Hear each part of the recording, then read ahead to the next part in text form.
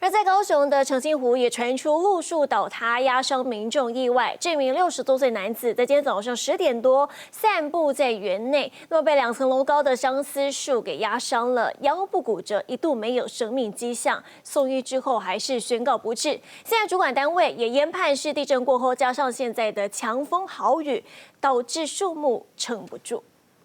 救护车赶到现场，报案民众不停对着救护人员比手画脚，因为一名男子被压在路树底下，已经没有生命迹象。送医后发现他腰部骨折，头部、脚部多处撕裂伤，抢救后仍然伤重不治。澄清湖门口挂出了休园的牌子，为期1周的时间，要针对园区所有树木总体检。66岁的李姓男子是26号上午10点多，独自走在园区的人行道时，这棵2层楼高的相思树突然倒下。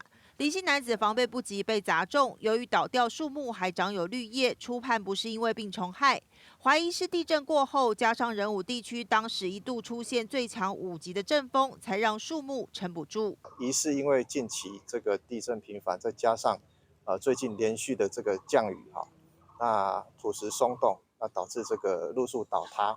那不幸刚好压到一位来园区的一位民众。为什么不怕？基本上会小心我们在移动的过程当中，可以做摄理。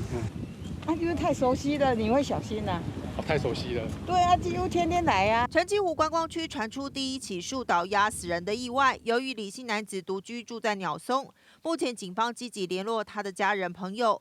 园区则表示有替每位入园民众投保意外险，最高可以获得300万元的理赔金。记者吕昭燕 SNG 小组高雄报道。